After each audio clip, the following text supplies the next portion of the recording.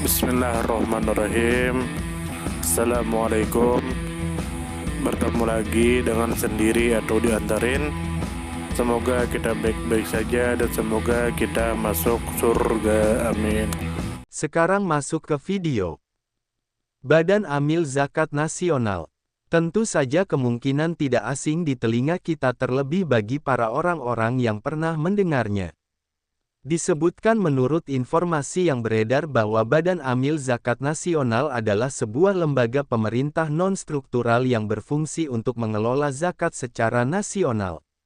Lembaga ini bersifat mandiri dan memiliki tanggung jawab langsung kepada Presiden Republik Indonesia melalui Menteri Agama. Kemudian menurut informasi yang beredar bahwa keanggotaan Badan Amil Zakat Nasional berjumlah 11 orang, terdiri atas 8 orang yang berasal dari unsur masyarakat, meliputi ulama, tenaga profesional, dan tokoh masyarakat Islam, serta 3 orang yang berasal dari unsur pemerintah. Lembaga ini dipimpin oleh seorang ketua dan seorang wakil ketua. Kemudian menurut informasi yang beredar bahwa masa jabatan anggota Badan Amil Zakat Nasional berlangsung selama 5 tahun dan dapat dipilih kembali untuk 1 kali masa jabatan berikutnya. Kemudian menurut informasi yang beredar bahwa kedudukan Badan Amil Zakat Nasional berada di Ibu Kota Negara Republik Indonesia.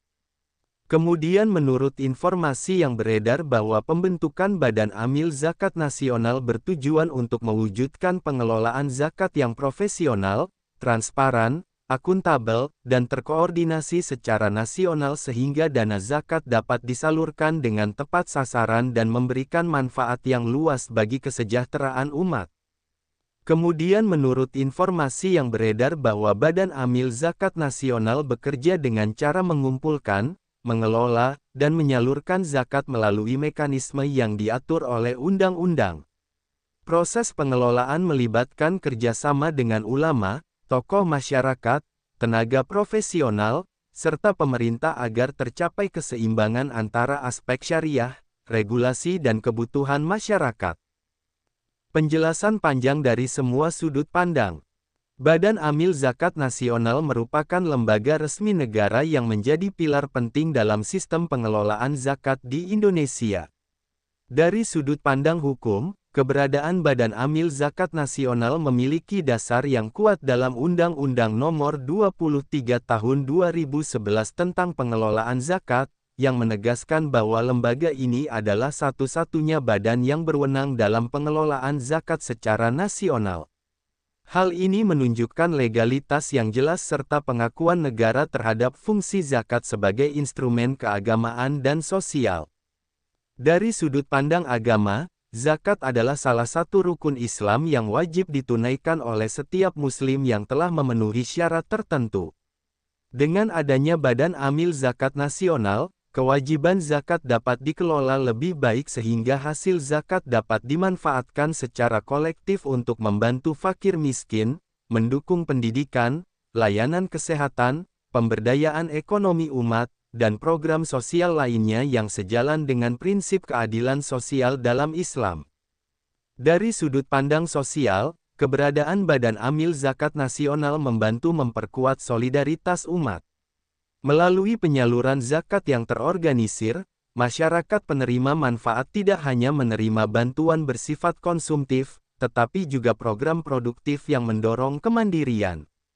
Dengan demikian, zakat tidak hanya sekadar instrumen ibadah individual, tetapi juga berfungsi sebagai instrumen pembangunan sosial.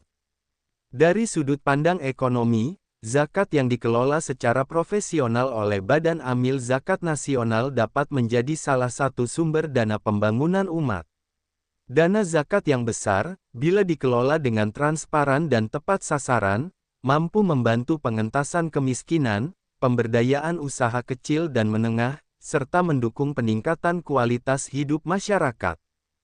Dari sudut pandang tata kelola pemerintahan, Badan Amil Zakat Nasional sebagai lembaga pemerintah non-struktural yang bertanggung jawab kepada Presiden melalui Menteri Agama mencerminkan adanya keterlibatan negara dalam mengawal pelaksanaan syariat Islam yang berdampak langsung pada kesejahteraan masyarakat.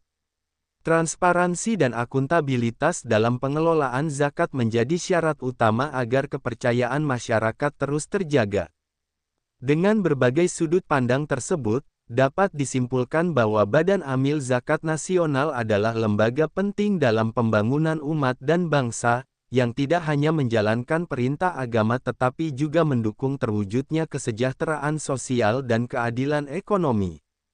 Sumber referensi Google Chrome dan ChatGPT.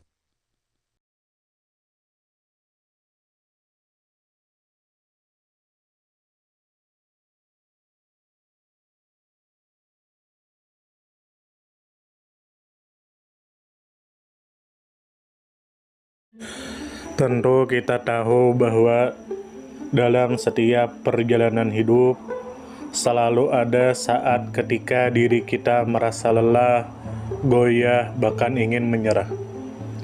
Namun di balik setiap perintangan tersembunyi peluang untuk tumbuh dan menguatkan diri kita.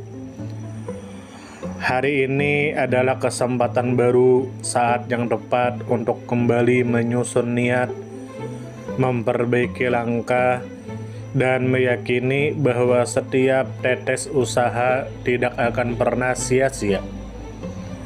Bangkit bukan karena tidak pernah jatuh, tetapi karena memilih untuk tidak tinggal dalam kejatuhan.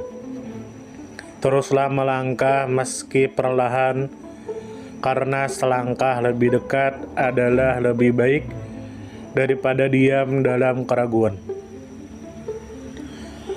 Ya Allah, ya Tuhan kami yang Maha Pengasih lagi Maha Penyayang, jadikanlah hidup kami ini sebagai ladang amal yang penuh berkah. Berikan kekuatan untuk terus menebar kebaikan di dunia. Anugerahkan kemudahan dalam menghadapi segala ujian, dan karuniakan akhir kehidupan yang baik. Lindungi diri kami dan keluarga dan fitnah dunia yang menipu. Jadikanlah akhirat kami sebagai tempat peristirahatan terbaik, dan masukkanlah kami ke dalam surga-Mu bersama orang-orang yang Engkau cintai, serta jauhkan kami dari siksa api neraka dan kemurkaan-Mu yang tak tertahankan. Kepada setiap orang yang pernah hadir dalam perjalanan ini, terima kasih atas waktu, kebaikan, dukungan, bahkan teguran. Maafkan atas setiap kata yang menyakiti, sikap yang mengecewakan, atau hati yang mungkin belum sepenuhnya mampu menjaga. Manusia tidak pernah sempurna, namun ketulusan untuk tetap terus belajar dan memperbaiki diri tidak akan pernah padam. Tentu kita tahu bahwa kebaikan tidak selalu datang dalam bentuk besar. Terkadang senyum kecil yang tulus, tangan yang ringan membantu, atau telinga yang mau mendengarkan sudah cukup untuk mengubah hari seseorang menjadi lebih bermakna.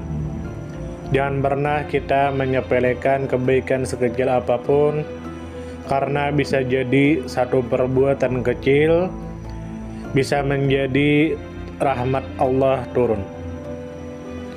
Tentu kita tahu menjadi pribadi yang baik bukan berarti tanpa celah, namun menjadi pribadi yang senantiasa sadar dan ingin terus memperbaiki diri. Kebaikan itu menular, dan siapapun yang menanamkan kebaikan akan menuai kebahagiaan meski tak selalu terlihat oleh mata. Dunia membutuhkan lebih banyak hati yang lembut, tangan yang menguatkan, dan jiwa yang peduli. Semoga usaha yang dilakukan bernilai ibadah. Semoga hidup kita menjadi pemberat amal baik, dan semoga kelak ketika dunia telah kita tinggalkan, nama yang tertinggal bukan hanya sekedar dikenang, tetapi menjadi doa yang terus mengalir karena kebaikan yang tidak pernah berhenti untuk ditanam. Terima kasih banyak. Mohon maaf jika ada salah. silahkan jika suka ditekan tombol like, silahkan share, dan jika ingin memberikan saran dan komentar silahkan komen. Semoga kita baik-baik saja, semoga kita masuk surga. Wassalamualaikum warahmatullahi wabarakatuh.